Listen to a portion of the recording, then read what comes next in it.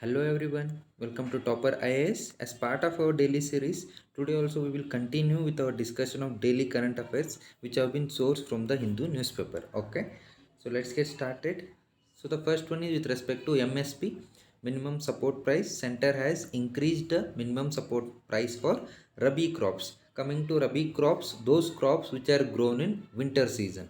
Opposite of this, we have Kharif crops, those crops which are grown in summer season. Okay, so for Rabi crops like wheat, center has increased the minimum support price. So by how much? 2% hike has been seen. So earlier it was 1975 rupees per quintal of wheat which was guaranteed. Now 2% hike. So right now what is the MSP for wheat now is rupees 2015 rupees per quintal.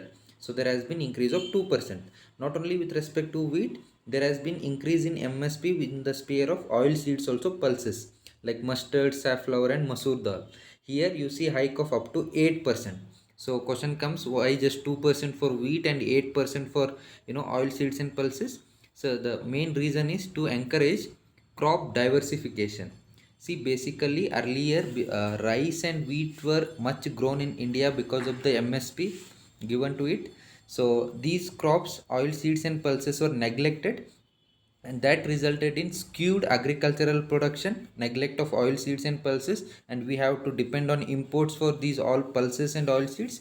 So to overcome such a situation, to promote cultivation of oil seeds and pulses within a nation, they are increasing MSP for oil seeds and pulses. So that is why it is to made to encourage crop diversification. Remember this, and basically you should know what exactly is MSP. See, minimum support price is the rate at which government purchases crops from the farmers. So it is a minimum price government is offering to the farmers for their produce, and currently the rates are fixed for 23 crops. So out of these 6 are belonging to winter season, Rabi season. Okay. So as I said, MSP is the minimum price which the government pays for the farmers' produce at the time of procurement. And why government provides such a price? It wants to save the farmers from fluctuations in the market. See, sometimes it happens that because of the market forces, the price of the crops may go down. So farmer will not be getting remunerative prices for his produce. So in such a situation, to reduce the distress of the farmers, government provides at least minimum price to the farmers. So basically MSP was introduced in 1966-67 during the period of Green Revolution. So why particularly in Green Revolution period? See, we wanted to increase production during Green Revolution period. So high yielding variety of seeds were imported, but farmers has to cultivate, right? So in order to incentivize and assure the farmers that their produce will be at least given minimum price, so only then they can cultivate, only when they are assured that at least minimum price will be provided to them. So in that background MSP began in 1966-67, and this price is fixed by central government cabinet committee on economic affairs based on the recommendations of commission for agricultural cost and prices, CACP. Remember, this can be asked in preliminary, a factual question. And next one is with respect to Jharkhand. The state of Jharkhand clears bill on 75% quota for locals. So a bill has been passed which provides 75% reservation for local in private sector jobs. Remember, not government, in private sector jobs with monthly salary up to 40,000. So this is a criteria. So 75% of jobs should go for local people in private sector jobs also. So once if this law is notified, then Assam, Jharkhand becomes the third state in the country after Andhra Pradesh and Haryana to pass such a law. See, reservation is a issue, and now there is local reservation even in private jobs. See, basically experts warn that such kind of laws are not constitutionally valid because this can be challenged under Article 19. It can be said that it is violative of Article 19. So what Article 19 1G states that all citizens have right to practice any profession or to carry on any occupation, trade or business. So people have right to practice any profession, carry out any occupation, trade or business. So now the private sector firms can claim that these kind of reservation laws will interfere with their constitutional right to carry out on trade freely. So you are putting the restrictions on the economic activity by saying that you have to provide 75% of reservation for locals. What if the required skill set is not available in the local people?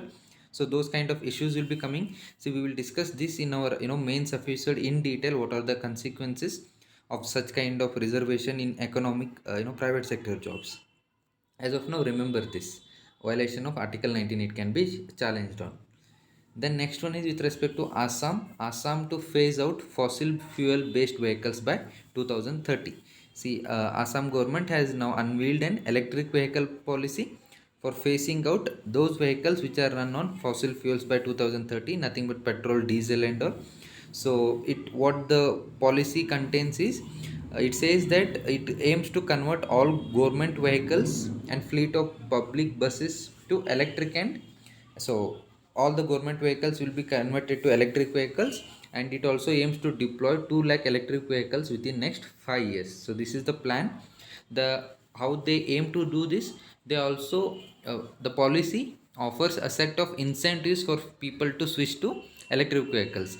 These incentives include 100% exemption on registration charges, road tax, and even the entrepreneurs who are setting up electric vehicle charging stations will also be assured of 90% exemption on electricity duty. So these are the few of the incentives it provides to achieve the policy by 2030. See, that is by Assam. At the national level, also, Government of India is coming out with a number of policies and incentives to implement electric vehicles, to promote electric vehicles in the nation. So at the national level, we have FAME, something called faster adoption and manufacturing of hybrid and electric vehicles. So recently, FAME 2 has been come out. The government has allocated under this policy $1.3 billion as incentives, so to promote electric vehicles. And even Niti Aayog has proposed a target of almost $4.6 billion subsidy for battery makers also. And apart from that, by doing all this thing, what the government aims to do is at least 30% of vehicles which are flying, out of 100 vehicles which are flying, at least 30% of vehicles should be electric vehicles by 2030. So this is the goal of central government. Okay. And what is that, why states are stressing for electric vehicles, why government of India also is promoting electric vehicles, right? So electric mobility matters for India. Why? Because see, we are dependent on fossil fuels, crude oil, heavy import, right? So reducing import dependence obviously will save the money for the government. Not only that, when we are importing, so our national foreign policy is also influenced by our energy security requirements, all right? So that will also be significantly impacted the way our foreign policy will be carried out in the future. And apart from that, main thing is, see, climate change, carbon emission, right, from fossil fuels. So India also has made commitment that it will reduce the greenhouse gas emissions. So shifting to electric vehicles is also one way to contribute to commit its greenhouse gas commitments. And next one is with respect to NDA, National Defense Academy. What government says is, government has said to Supreme Court that even women can take National Defense Academy exam. See, basically, National Defense Academy is an exam, a recruitment exam to enter the armed forces. So far now only male candidates were allowed to take the exam. So now the government has said that even women can take the exam. So this effectively means that women can prepare for a career in the armed forces immediately after class 12. See, basically, initially, government Supreme Court has questioned what is the problem if women are studying along with men in the NDA. So what is the problem with respect to particularly co-education? Co-education is men women learning together. So Supreme Court has questioned government what is the problem. So the such kind of, it said that it is absurd, that it is very absurd that women are not allowed to appear for exams. It has remembered government with respect to even permanent commission for women in the army. See, in basically in 2020, what Supreme Court said that it women officers should also be allowed for permanent commission in the armed forces. So what is this permanent commission? See, before that we will see what is argument. So what, why did Supreme Court allow women to enter permanent commission? Because it has is dismissed government submission that women were physiologically weaker than men. So this kind of thing is a sexual stereotyping. So if you consider women as physiologically weaker than men, you are nothing but you are having a prejudicement and you are stereotyping the entire woman. So this is a wrong thing. So that's why what it said is, short service commission women officers were eligible for even permanent commission and command post in the army irrespective of the years of service. Okay, so this was the thing. What was the thing? Women were also allowed to enter, allowed into permanent commission. So what is this short service commission, what is this permanent service commission? You might have been confusing. Let's see it. See, previously female officers were offered only to short service commission. See, basically short service commission in the forces is a nothing but a tenure of officers, and this tenure was 10 plus 4 years.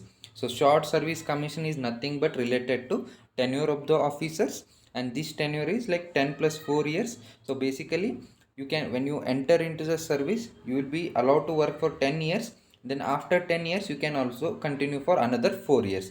So this is short service commission. So men women will be entering short service commission for 14 years. After this what happens is, a man can continue in the service and woman has to opt out of service.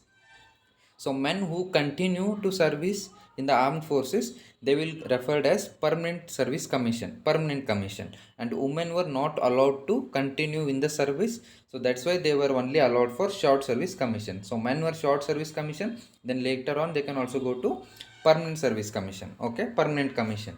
So Supreme Court said that women, why women should not be allowed, even women should be allowed to continue in the service. So it granted even permanent commissions for women also. So this is kind of liberal attitude towards female, so which is a good thing. So you can see with respect to NDA, entry of women is allowed now, and even in permanent commission. So these are the things which are positive changes from the side of Supreme Court in ensuring women are not discriminated in the present society, thus affording values like equality, liberty, and all this stuff, and ensuring the justice. So that's it for today. You can also download the PDF of this document in the link that is shared below, and do download Topper IAS Institute app so that you get access to n number of these videos which will be helpful in your UPSC preparation as well. So that's it for today. Thank you.